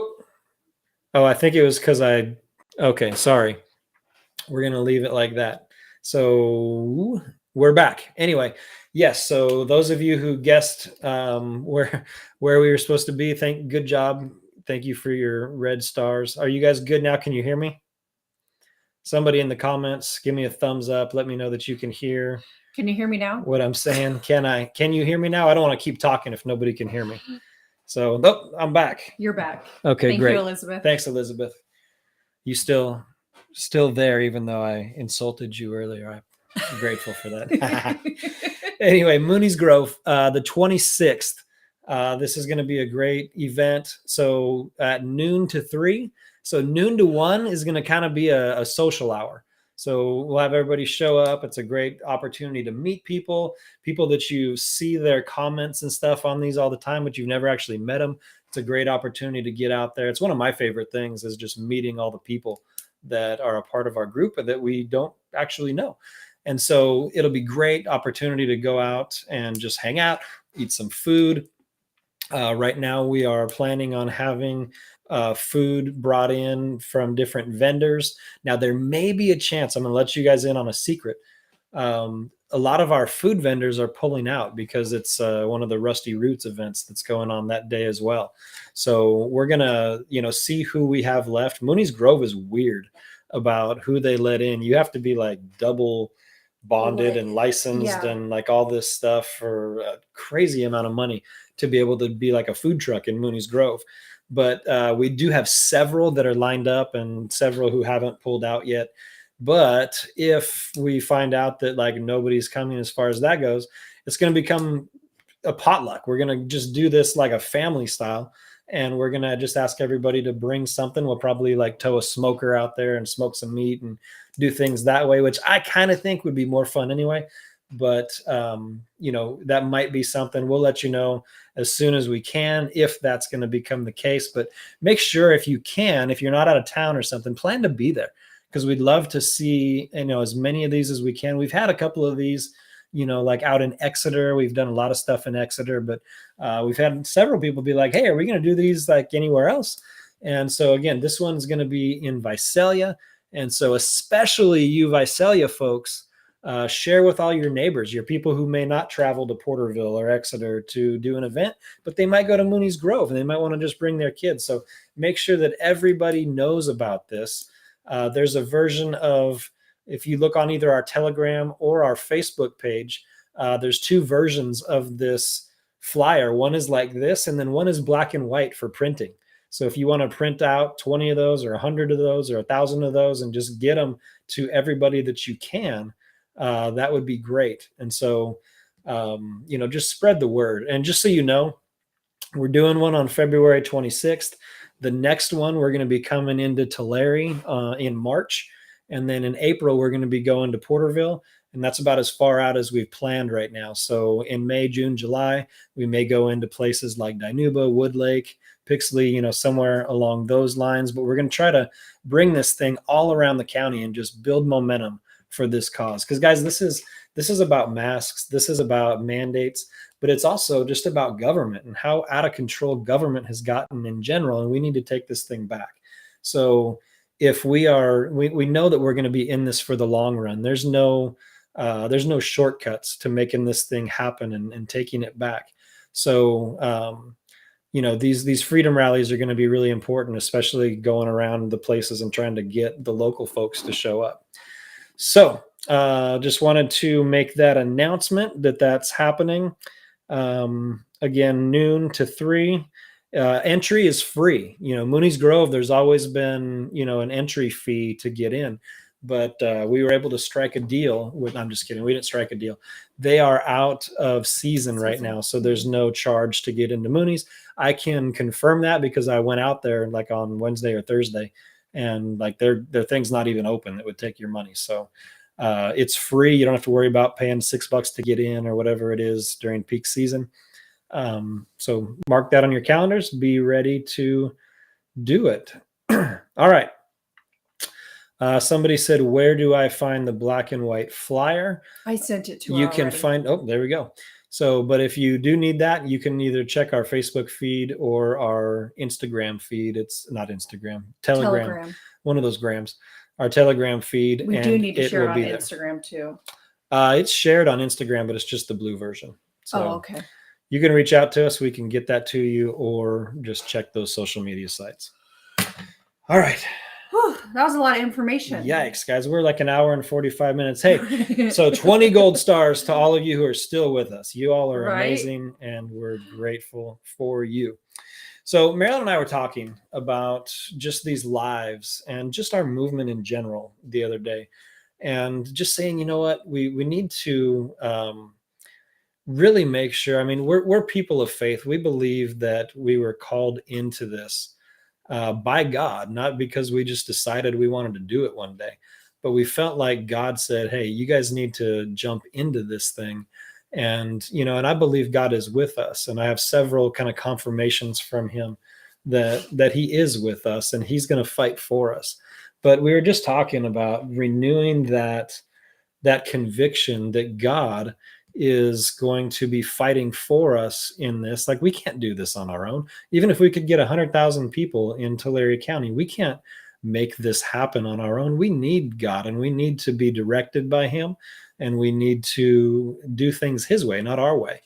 And so one of the things we said we can do is let's end these lives in prayer.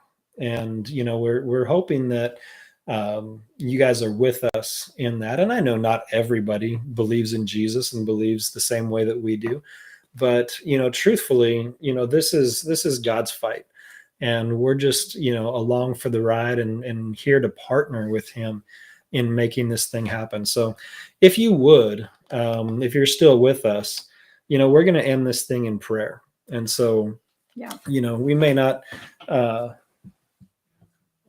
pray the way you're used to or any of those things, but we're going to spend just a few minutes here at the end. And if you would join us in that. So here we go. We're going to join hands. All right. Heavenly Father, we're just so grateful.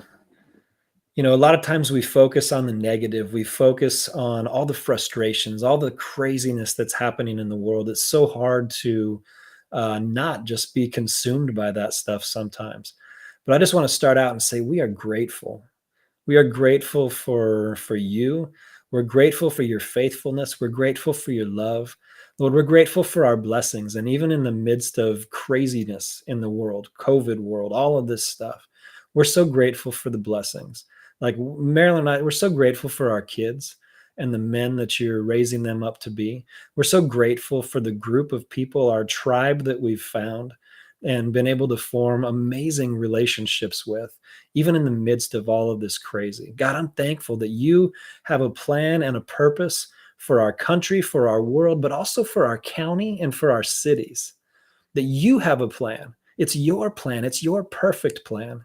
And Lord, I just ask that you would give us the ability to hear your voice, to sense what you are doing, how you are making things happen, what moves you're making, whether to go left, go right, go center, wherever we need to go, God, because it's your plan, it's your purposes that gets this thing done. It's not my creativity. It's not our ability to go out and do different things. It's not even our ability to go out and mobilize. Lord, your word is full of times where you have gone out with next to nobody. You went out with Jonathan and his armor bearer and took out an entire army. Lord, you can do anything. With you, all things are possible. We know that there's no limitations to what you can do, but we have to be in line with your way of doing things. So God, I ask right now that you would clear our minds from all of the other stuff, the noise that might come in from the left or the right that is not of you. God, you have a plan. You have a part for each of us to play. Help us to stay focused on that part. Help us to be able to understand what it is that you are asking us to do, and help us just to do that with the fullness of our strength, with the fullness of our focus, and just allow us to go out and partner with you to see what you are going to do in this earth, what you are going to do in this country, this state, this county, these cities. So God, I just ask that for everyone in this group, everyone who's hearing my voice right now, everyone who's not hearing my voice right now, that you would just give us the supernatural ability to hear what it is that you want us to hear, to know what it is that you are speaking to us, Lord, and just allow us to connect with you and to get in line with your will, your plans, your purposes. God, I pray that you bless Unmasked Tulare County. I pray that you bless the members of Unmasked Tulare County. I pray that you bless their families. Pray that you bless their relationships. I pray that you bless their finances, their jobs. I pray that you give people opportunities to be able to speak, not just about masks and COVID and all those things, but to bring your life into every relationship, into every conversation. And God, I just ask that you be a blessing to other people through us, that you use us, to allow us to partner with you, to be a blessing towards others, to bring them into your concept of freedom, your concept of liberty, to help us fight for the things that were your ideas that this country was founded on. Mm-hmm. But God, let us never lose sight. Let us never lose sight that everything in life is about you. Everything in life is about advancing your plans, your purposes. And this freedom and this liberty and all of these things are a part of that. But let us never lose sight of the fact that it's about you. And so, God, I just, again, pray blessings on everyone who is hearing this, and those even who are not. I pray that tonight, as they lay down in bed, that you would prompt them. I pray that you would stir something up in their spirit. I pray for creativity to be showing up in their minds, that they would have ideas when they wake up that they didn't have when they went to bed, that they would have the plans would show up, that creativity would show up, Lord, that courage would show up, yes. That, that just a desire to seek you would show up. Lord, I just pray that this connection above all would be there. So, Lord, I just thank you ahead of time, because you're the God who does these things. You're not just some idea. You're not just somebody who's out there trying to beat us down with a list of rules. You are a real God who desires more than anything to connect with us. And so I pray right now, if anybody's out there who does not feel a connection to you, does not know how to connect to you, I pray, first of all, that you would show them, that you would bring people across their path, that you would just supernaturally do that, but that you would bring them into a place where they can connect with you. Because, God, we have to have you. There's no other ifs, ands, or buts about it. We have to be connected, and we have to do things your way. Lead us and guide us, I pray, in Jesus' name. Amen. Amen. All right, guys. We are almost 2 hours into this one. Sorry. This has been, I think it's been a great live. It's been a great night, but a little different than normal. So if this was your first live joining us, this isn't how it always goes. It doesn't always go this long. But anyway, we love and appreciate all of you. We're so grateful for the relationships that we've had, that we've developed, and y'all are just amazing. And we're so happy to be a part of this tribe, and we love you. Do you have anything to say? No, I'm good. Real quick, just so everybody knows, we are going to be out of town a week from now. So we'll probably be doing a live from our hotel room in Florida. We're traveling for a business trip for my work. But anyway, if something goes on and you need to come by or something and we're not here, just want to let you all know that we'll be back soon, but we will be out next Sunday. So anyway, we'll talk to y'all later. Reach out if you need to. We love you. Bye.